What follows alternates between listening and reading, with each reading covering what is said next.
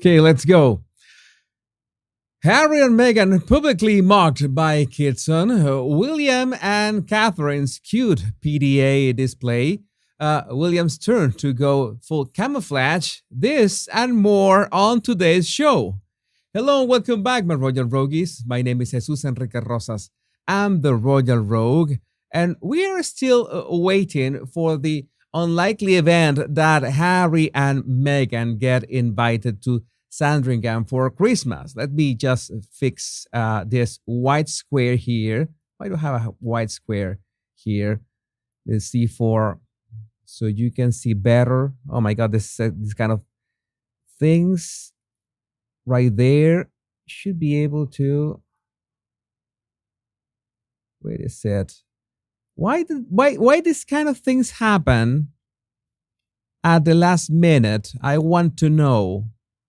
I genuinely want to know why this happens at the last minute in my life.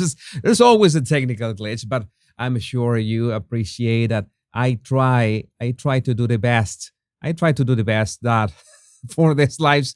It's that sometimes don't work as expected, but I think we can move on.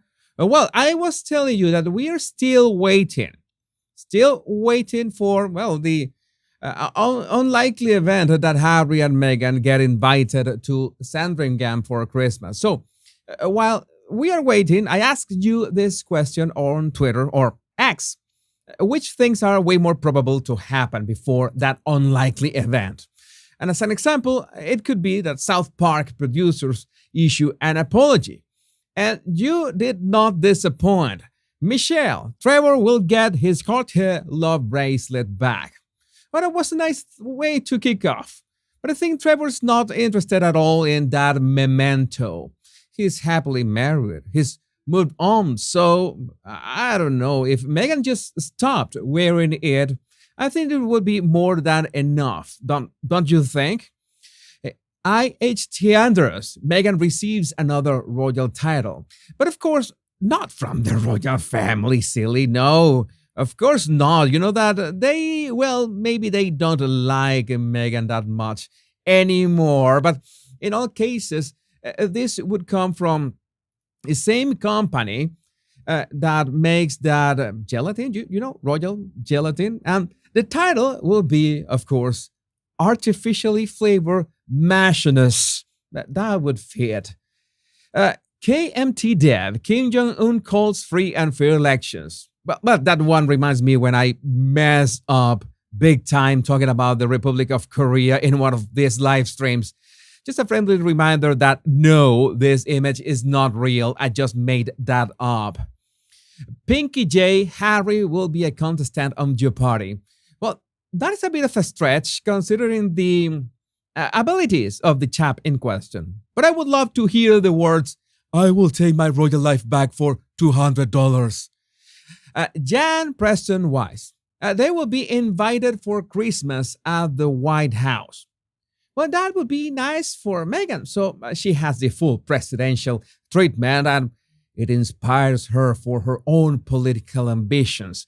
But in fact, this strange crossover already happened once. And before you ask, no, I'm not going to make the joke of, is that Elizabeth Arden cream? Well, that too, Scabby wins a Pulitzer. That would be a big push for Discount Barbie Ken's career. I can only imagine that he would receive the prize exactly like this, with the same posture and jacket and tie and everything. Next, Elon Musk. Meghan will be crowned Queen of California. Well, yeah, even if the United States and royal titles don't mix that well, this can happen before they get that Sandringham invite, rest assured. Happy Camper. They relinquish their titles. You might have noticed that as we get closer to the end of this list, the possibilities become more and more outrageously thin. I just can't imagine Harry and Meghan living a normal, private life in the countryside with zero paps. Darren Gallo, they fly commercial. No, you know that Meghan would never mingle with peasants. If all else fails, she will pay for all seats around her. And finally, Pippa. Uh, Receiving that invite is more likely than Harry and Meghan taking Archie and Lily for a day out. Oh my God. Oh my God. And for this, I have to quote that Metallica song. Sad, but true. So we're moving on today's actual topic. Our first topic is, Kidson. Because Kidson, the once glittering jewel of LA's shopping scene, where the likes of Paris Hilton and Tori Spelling once frolicked about the racks, is now taking a swing at Hollywood's favorite royal defectors with a holiday hypocrisy window display that's as subtle as a sledgehammer at a tea party. And this year, thanks to Kinsey Scofield and her To Die For podcast, we can see that the store's window display has become the Naughty List Hall of Fame, and who better to feature than our very own Duke and Duchess of Drama? Yes, and the Duchess of Sausages are the stars of this year's show, joining the illustrious ranks of past honorees like Hunter Biden and Chrissy Teigen. The window shames them for their love of private jets, because nothing says eco-friendly like jet setting in your own personal plane. Now that we talk about flying commercial. And Meghan, a hometown girl, must be feeling a bit nostalgic, seeing her face plastered in the window of a store she probably once perused for the latest in early millennium fashion. It's like being the guest of honor at a party you never wanted to attend in the first place. And for those eager to snap a selfie with the royal rebels, Kidson's got you covered. You can pose with Harry and Meghan at their Robertson Boulevard location, because it's like a Madame Tussauds but with more shade. So if you're in LA and want a bit of royal snark with your holiday shopping, Kidson's window display is the place to be. And no, this is not a marketing stunt or anything. I am not being paid for this. It's a tinsel cover, tongue-in-cheek reminder that in Hollywood, even the holidays can be a great time to mock the Harkles. And speaking of life being stranger than fiction, and remembering how Meghan and Harry have mismanaged the tremendous opportunity that Netflix gave them to make something great in a dazzling display of financial acrobatics worthy of a Monty Python sketch, director Carl Rinsch, seemingly, inspired by the spending habits of the Harkles, took his 11 million Netflix bonanza for a sci-fi series, and in a plot twist worthy of Black Mirror, he plunged a staggering $6 million into cryptocurrency. He just kissed goodbye to over half of his stash in what can only be described as a daring tribute to crypto's unpredictability. And just when you thought a rich wallet-wielding saga couldn't get more outlandish, he boldly asked Netflix for more money, presumably for a sequel to his financial farce. I'm sure Meghan is banging her head against the wall for not doing such a thing herself, but hey, you can always become better at your craft, or grift in this case. Well, since all this had to do with the world of crypto, I won't be surprised that the way to go is for Harry to launch his own cryptocurrency named Hazacoin, or some of you have suggested Dogecoin, but it doesn't matter, since according to Harry himself, what he loves most about these financial products is that they rhyme with groin. And one user quipped, Netflix will make a documentary about this financial escapades, air it on Netflix, and recoup their losses. It's like recycling, but with more drama. And another suggested Netflix got its content, but not the script they were expecting. And I'm a bit confused myself. I don't know if they are talking about Rinsch or Meghan. Well, you decide. Also, the Duchess of Sausages is back in the fashion spotlight, at least according to the headlines that she buys like clockwork any given Monday, making waves in an all-white ensemble that's about as subtle as a snowstorm in July. Because She wants to be seen as pure, naive, innocent. She looked as regal as a parking lot queen. She made sure to get the money shot of everyone sitting at the table, but most important, listening to her and her amazing words. How brave, how courageous. Almost drives a tear to my left eye. And the charity was over the moon about Meghan's return, probably because she brings more camera flashes than a Hollywood premiere. They had engaging and heartfelt talks about justice and equality, helping Meghan tick all the boxes for her public relations crusade. Oh my God, this is pulling at all the public relations heartstrings. But Meghan, in her newfound love for muted tones, has been rocking the neutral palette, like it's going out of style, from the black outfit at the hockey game to the beige dress at the Power of Women event. Just making neutrality look like the new black. Pun intended. And public relations wizard Mark Borkowski has exposed Meghan's strategy to regain the spotlight, saying the Duchess stepping out is a strategic move to worm her way back into Hollywood's good graces. It's like she's sending smoke signals to the entertainment gods, saying, you remember me, Meghan? I used to act.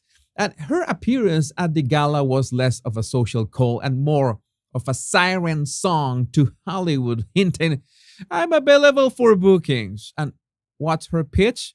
Projects that make people feel good. Groundbreaking, right? It's like she's aiming to be the Oprah of Netflix, if there is such a thing. And speaking of Netflix, Meghan waxed nostalgic about her Suits days, reminiscing about the good old times when her biggest worry was memorizing lines, not dodging paparazzis or calling them or memorizing their mobile phones, in fact. Well, the teasers about her future projects, it's like waiting for a royal baby announcement, but for TV shows. Publicist Eric Schiffer chimed in, suggesting this is all a part of the grand relaunch of brand sausages. Because Meghan flying solo at the event was like a declaration of woman independence from Harry, from royalty, from, well, whatever else she's distancing herself from these days. But let's see what you think about this. I want to read your comments right now. Let's make this.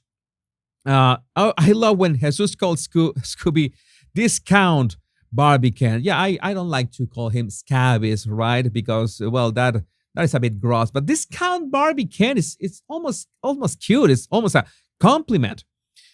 It's almost a, power woman, power hungry. Oh, power hungry women. I don't know how I couldn't come up with that myself earlier for another live. Or JAT, that is amazing. She can do voiceovers or feel over. You know that sometimes I'm worried about reading your comments because there are so many English expressions that I don't know, and I know that you are trying to hide some naughty jokes in there in those comments, and I'm afraid of saying something aloud myself, and it's gonna be taken out of context, and I'm gonna get canceled, and we will have to, I don't know, watch the Royal Rogue on VHS tapes that I sent to your home because I will be canceled off the internet. But no, I'm exaggerating. Maybe I just read the comments and we laugh at this. But I'm sure some of you are expecting for me to say something inappropriate because, well, I am a troll. I'm a troll myself. That's something that I would do myself, and I would totally understand if you try to get away with it. No, a siren song is enticing. She's just desperate. Yes, that's what I said on my live analysis, that the summary is coming, my rogues. The summary is coming. That's what he said. She was a bit desperate, a bit nervous about all that. All right. The little ones are little. Yeah, they are still little. Maybe she means that they still don't fit the frame for the camera for a good shot of the paparazzis. Maybe that's what That's what she means. Although that those words, the little ones, that will come in handy when I need to talk about the little ones, but I don't need to mention the little ones if you know what I mean. If you know what I mean. Comments give me hope for humanity. That is a great thing. And hope is something that we all need. And let's talk about romance. We need to talk about romance and with whom? Oh my God. Oh my God. Royal romance is in the air. Prince William and Princess Catherine, our very own Buckingham Palace lovebirds, have set the internet aflutter with a charming display of affection. It all happened during the pomp and pageantry of the South Korean president's state visit. You remember it, right? Picture this, the Prince and Princess of Wales all decked out in their royal best, officially welcoming the president and his wife with all the fanfare you'd expect. There were military ceremonies, King Charles and Queen Camilla in tow, and a carriage procession to Buckingham Palace was the real deal. It was straight out of a fairy tale, but the real magic, it happened inside the palace's picture gallery, as you can see in this video. Amidst artifacts of British South Korean relations, royal insiders caught a super sweet moment between William and Catherine. This adorable moment went viral faster than you can say royal romance, with one TikTok clip alone racking up to over 600,000 views and a flood of love-struck comments. Fans were swooning over their chemistry, with comments like, "They look great together," and "Could they be any more adorable?" It's like watching your favorite rom-com couple in real life. This is what we love about them. And this isn't the first time we have seen William and Catherine's PDAs, or public displays of affection, when they have captivated the world. You remember this one, what, right?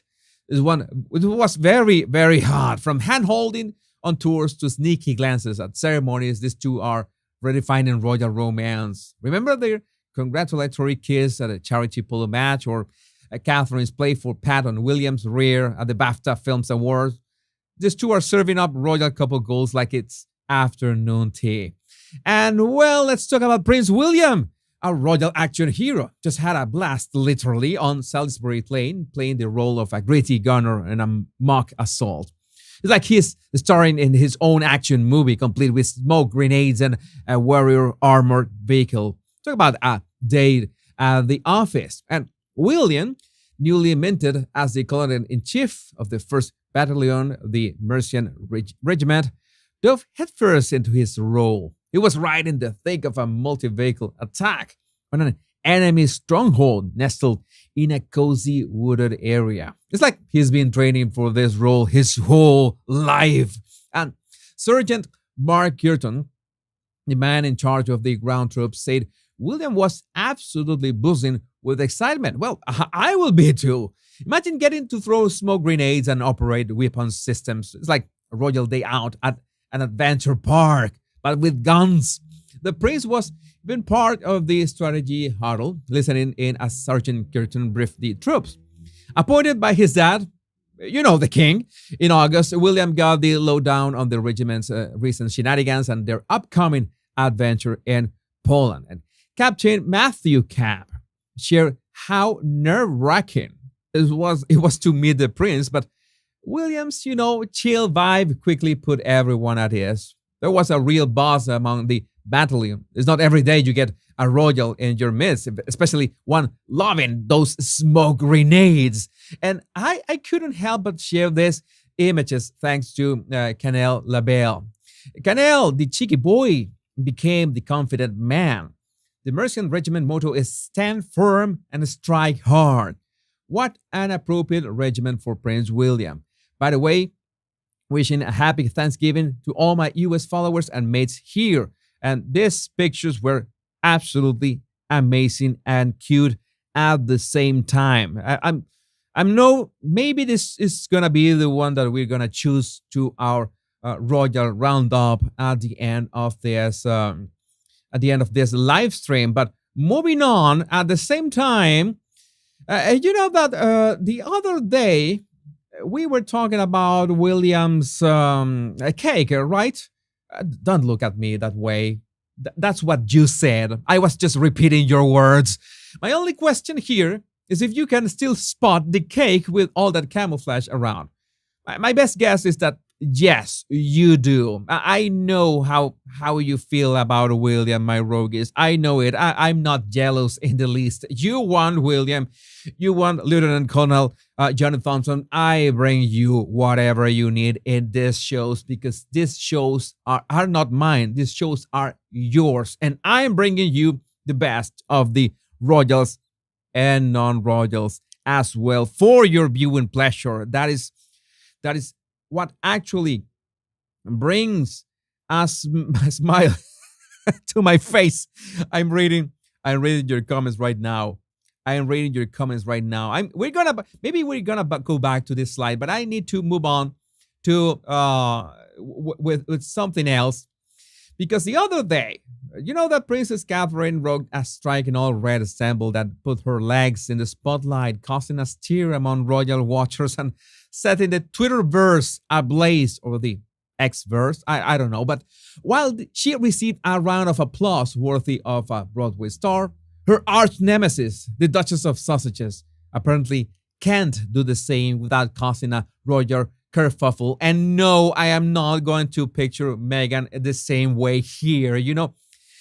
Maybe you know why, but I'm not going to explain that. It seems Meghan's fashion choices are scrutinized more closely than a Sherlock Holmes mystery. The critics were quick to point out this wardrobe double standard. Oh my God, oh poor Meghan. That brings another tear to my left eye. If Meghan had dared such a leg display, she'd be accused of being attention-starved and breaking every royal fashion rule in the book. But Catherine, how unfair. She gets a free pass. But I'm sure you are already having your own theories in the comments, right, my rogues? I know you very well. We have spent so many great things this year. I've been through live streams, shorts, videos. There has been so many moments, so many opportunities to share. Let's go back to that cake slide. Let's go back to that cake slide. No, I'm not jealous of William. Why should I? And it's something like, no, it's the responsibility. I can only imagine the responsibility. I have studied the psychology behind firstborns and the rest. And you know that in many ways, they are really stressed. I'm not jealous or envy of him in any way, but I admire his grit. I admire his grit in many ways and how he has managed to be like, I don't want to say the word flawless because that word really makes me nervous. You know, when something is really flawless, I don't know if you are into gaming. Some of you rogues are into gaming jargon. When you are making a speed run, like trying to make a speed run of a game, like playing it really fast, and you want it to be flawless with no mistakes, and it gets you nervous. And I think he has managed to learn from his mother, of course, from his father, from his grandmother, from his grandfather as well. And he has known how to navigate this difficult role as heir to the throne. And he's really thriving in that regard. And I know that so many of you say that, oh, he is the upcoming king. He is my king. But I should just maybe not remind you that is a bit like hard on my part, but just a thought that is like Sir Isaac Newton said, if I could see more than other men is because I was standing on the shoulders of giants. And I think William has learned how to value those giants he is standing on and how to see beyond that horizon that, well, it will be the royal family, the monarchy, the British monarchy into the future. That will be fascinating to see. I going to read this super chat right now. Sina, at the end of the live stream, please tell us how to say much love and bliss in Spanish. Thank you. That is a hard one, Sina, because there's not a direct translation of much love and bliss to Spanish. When I look for bliss in a translation, it goes for felicidad, which is happiness. And you know that happiness and bliss, or being blissful, are two very different things. So regocijo could be one, but it's not catchy, right? Regocijo is like a mucho amor y regocijo, but regocijo is not exactly the translation to bliss. That's a bit of difficult. That's why Jorge Luis Borges, my favorite writer, well, maybe he is tied with Ernest Hemingway, two of my favorite writers ever. But no, Jorge Luis Borges, Argentinian, my favorite writer ever. He stated, I will always say this, he stated that the English language is even richer than Spanish in many ways, because it helps you do things much more in a much more physical way. And saying much love and bliss in English has a punch that in Spanish, well, could be different. Maybe it could just hit different. That is the only way to maybe say it. So many of you love when I speak Spanish. I'm just afraid that de repente no van a entender cuando yo hablo español, cuando digo estas cosas, y sobre todo mis oyentes de habla hispana, sobre todo los de Venezuela, van a decir, ¿por qué está hablando Jesús así? Y no, esta es la manera, sobre todo la parte cuando uno aspira a las heces. Uno dice, esa es así, aspirada. Yeah, I think that's enough Spanish for today. I think that's enough Spanish for tonight. Yeah, regocijo means excited. That is the problem. It's like bliss. I have tried. You know that my career originally was in Spanish. It was mainly in Spanish. Everything that I did, all the battle language stuff. And then it was in 2020 that I decided to just go for full English. But just maybe at some point I will explain you the rationale. That's a bit of an explanation to understand the rationale behind that. But I noticed that were so many things that were easier and faster to say in English and to convey in a few words, and especially in media like this, in videos and everything. And in many ways, I just try to.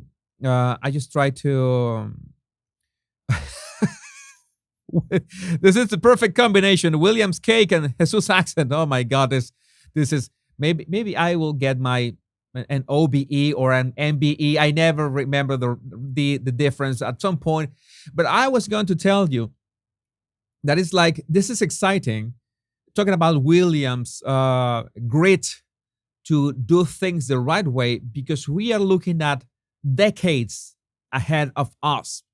Decades. And I find it really exciting that having discovered the source of constant memes, and at the same time being able to share with you this moment. So many of you will be, of course, wanting to know about the royal family. It's not only the Royal Road. There are many amazing channels on YouTube and on Twitter as well that talk about the royal family. So we will have a lot of content of this, and we will have many, many moments to share in the future. And that really pleases me. That brings a smile, that puts a smile on my face. But well, my Royal Rogues, my name is Jesus Enrique Rosas. I'm the Royal Rogue. And until we meet on another video or another live, remember the two most important words: much love and bliss. Take care. I love every single one of you. Bye-bye.